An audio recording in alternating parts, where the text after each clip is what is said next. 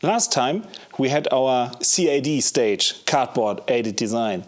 This time we took our measurements and brought them to some big ass heavy machinery and made it metal. Let's have a look how far we've come. Before we can even think about bending anything, we need to cut the sheet to its final length. And nothing does the job quite like this massive mechanical shear. With the rock cuts ready on the table, we're doing the final prep work. Next up, putting the actual shape into this metal and seeing how these angles turn out. Moving on to the folding machine. We're locking in the test piece, making some fine adjustment with the dead blow mallet and doing a quick double check on the angle gauge to make sure everything aligns flawlessly. Once the setup is dialed in, it's time to bend.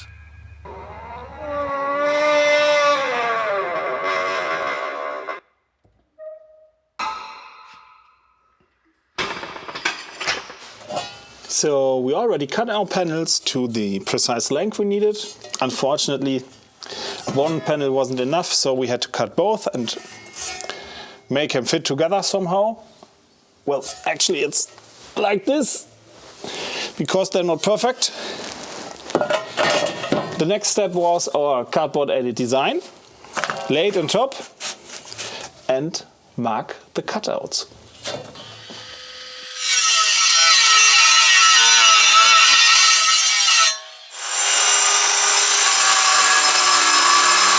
Yes, I had a long and very demanding talk with Adrian, in which I got the impression he learned a lot about framing, composition and the absolute importance of a good video angle. And thus, he delivered me this absolute masterpiece. Some say he's a cinematography genius. All I know is he's fired. So, as it turns out, I couldn't actually fire Adrian because, well, I don't pay him in the first place. Which is great, because I need him to suffer with me through this. And speaking of suffering, the newly folded sill panel doesn't quite fit yet.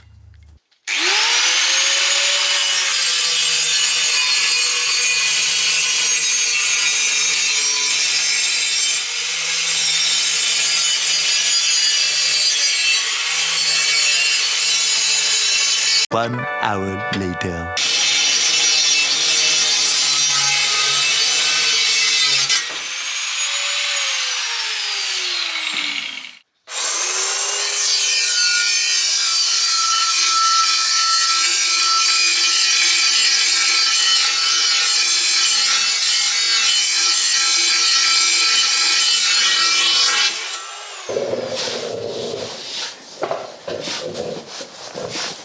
After a lot of measuring, a lot of cutting and a lot of sanding, we now have the first part of the sill fitted.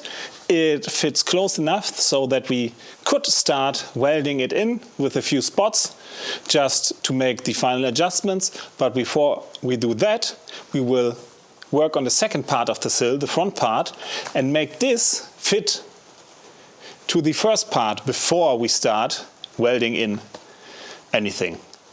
If that makes sense, so that we have a continuous part that has smooth lines in between each other and then can fit into the rest. One eternity later. With both the front and rear replacement sills finally clamped into place, you can see how much hidden geometry is actually going on here. This wasn't just a matter of slapping a flat piece of steel on. First, we had to carefully clear all the vehicle braces, the factory clip locations and the internal reinforcement plates. On top of that, the floor pan isn't actually flat.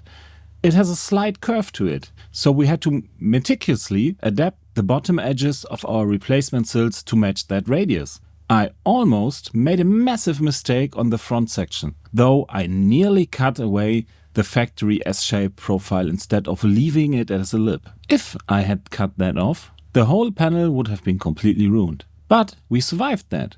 Now The next big headache is right here at the front, where our new sill meets the original chassis. The factory intersection is completely rounded, but our replacement part has a flat diagonal transition.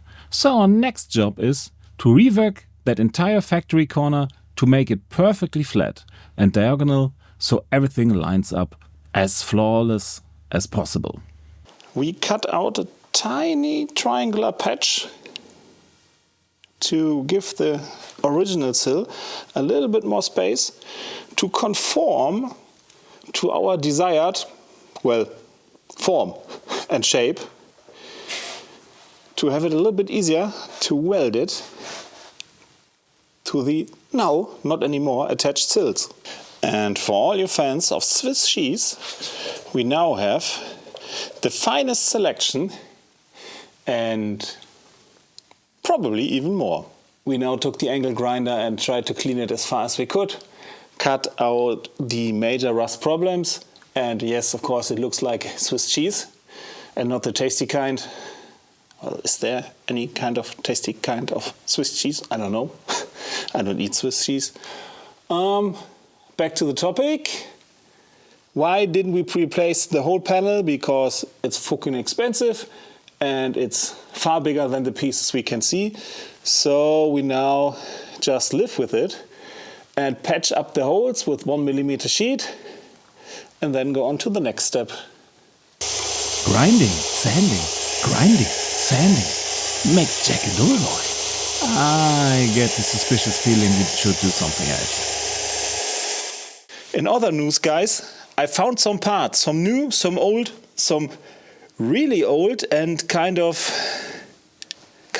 terrible. First of all, I found my old Innovet wideband lambda sensor, which obviously will go into the Skyline, yes, even with a nice gauge. This thing really is old, but probably will work fine on the Link G4 Plus. It's not even a Plus, it's just a normal one. This one is German for tar remover. A colleague of mine said that this one might help remove the rest of the tar muds inside the Skyline. We probably will see next week. And now, the really cool and really kind of scary, sucky, terrible thing. Some old pistons of mine. These are different pistons. This one is a GE and this one is an original Nissan. As you can see, this one had a slight issue with, yes, a little bit oil missing, a lot of oil missing, a lot of oil pressure missing.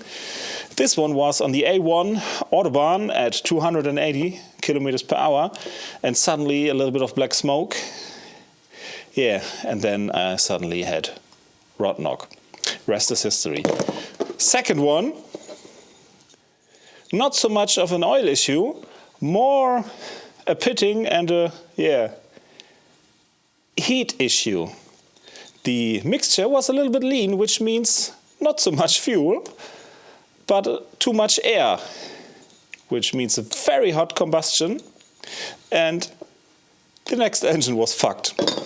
Let's hope the third one, 3 times the charm, the third one goes better.